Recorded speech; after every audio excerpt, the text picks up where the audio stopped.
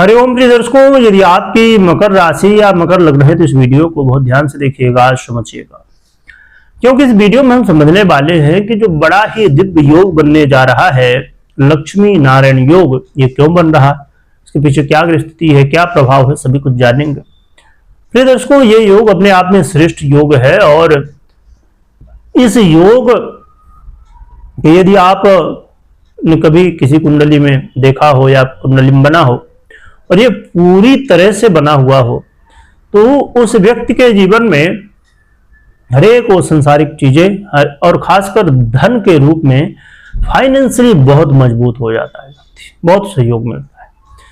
क्या कैसे स्थितियां समझते हैं तो प्रिय दर्शकों, बुध का अब परिवर्तन होने जा रहा है 17 जनवरी 2026 को। 18 जनवरी से क्या प्रभाव होंगे और यह गोचर काल 3 फरवरी तक चलेगा। प्रिय दर्शकों, बुध का मकर राशि यानी कि आपकी ही राशि पर गोचर करना अपने आप में बड़ी बात है और आपके लग्न में ही गोचर करेंगे। बुध वो ग्रह हैं जो कि आपके भाग्य और आपके साहस का आधिपत्य रखते हैं, आपके आत्मविश्वास का आधिपत्य रखते हैं। बुध आपके जीवन में अब परिवर्तन कुछ लाएंगे, क्योंकि देखिए अभी कुछ समय पहले पिछले महीने धनु राशि पर कई ग्रहों का मेला लगा था, अब मकर राशि पर लग चुका है। मंगल भी यहां पर है मकर पर, बुध भी अब आ गए हैं और सूर्य भी हैं और शुक्र भी है। तो यहां पर कई योग भी बन रहे हैं, जैसे बुधादित्य योग, मुकैनिक योग और चतुर्ग्रही योग, और जिसकी हमने महत्वपूर्ण चर्चा की लक्ष्मी नारायण योग। तो ये कई योग बन रहे हैं, एक एक से योग बन रहे हैं। इनके सबके क्या प्रभाव हो सकते हैं, बुध परिवर्तन का क्या प्रभाव हो सकता है, यह समझते हैं। प्रिय दर्शकों, इस बुध परिवर्तन से आपके जीवन में एक ऐसा समय चालू होने जा रहा है, यदि आप व्यापारी हैं तो आपको व्यापार के रूप में नए नए आइडिया आएंगे। आपको अपने व्यापार को कैसे आगे बढ़ाना चाहिए वो सब चीजें आप सोच पाएंगे और कर पाएंगे, जिससे आपको आपके व्यापार में विशेष रूप से लाभ मिल सके। क्योंकि देखिए बुध वो ग्रह हैं जो कि व्यापार का आधिपत्य रखते हैं, वाणी का आधिपत्य रखते हैं, कम्युनिकेशन स्किल का आधिपत्य रखते हैं, शेयर मार्केट का आधिपत्य रखते हैं, और भी ऐसे बहुत सारे क्षेत्र हैं जहां पर बुध का प्रभाव विशेष रूप से देखने को मिलता है। तो बुध आपके व्यापार में बदलाव, मैरिज लाइफ में यदि लड़ाई झगड़े बहुत हो रहे थे तो इसमें कमी आएगी। और सबसे बड़ी बात है कि इसमें आपका जो सोचने का नजरिया है, दुनिया को देखने का नजरिया है, वो बहुत पॉजिटिव होगा, जिसकी वजह से आपका मान सम्मान भी बढ़ेगा। आत्म खोज भी करेंगे, अपने विषय में विचार भी करेंगे, और इस समय आप नई नई चीजें सीखने के लिए प्रयास करेंगे और उन चीजों को सीखने से आपके जीवन में बहुत कुछ बदलाव भी आ सकता है, जीवन में लाभ मिल सकता है।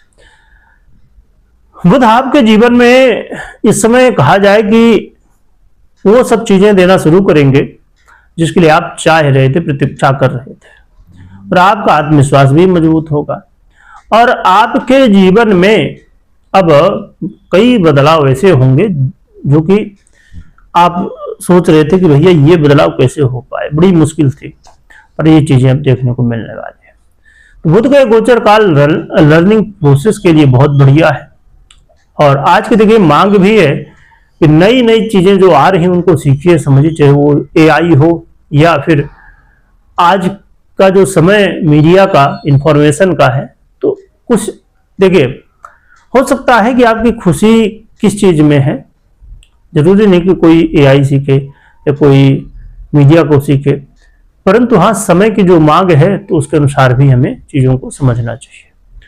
तो बुध का यह परिवर्तन बड़ा ही श्रेष्ठ है और क्या उपाय करना चाहिए, क्योंकि जैसे मैंने बताया कि ये कई ग्रह एक साथ हैं, पर समस्या ये है कि बुध सूर्य के साथ होने की वजह से अस्त, जो कि कुछ यहाँ पर यह भी कहना होता है कि बुध को दोष नहीं लगता, परंतु जब कोई भी स्थिति बनती है तो वहां पर कोई ना कोई प्रभाव तो देखने को मिलता है।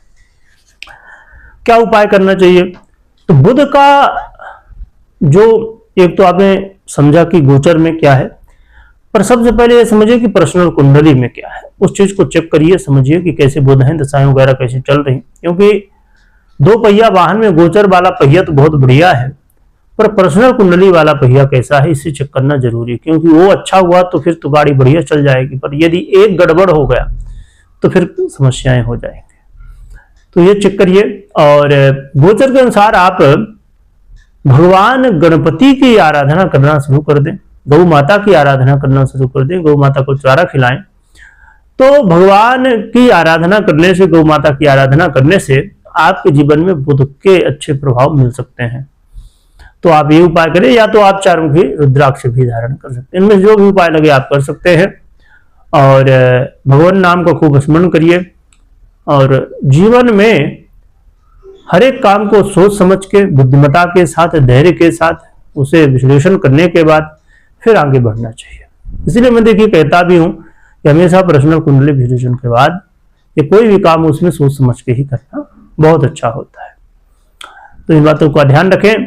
वीडियो देखने के लिए बहुत बहुत धन्यवाद।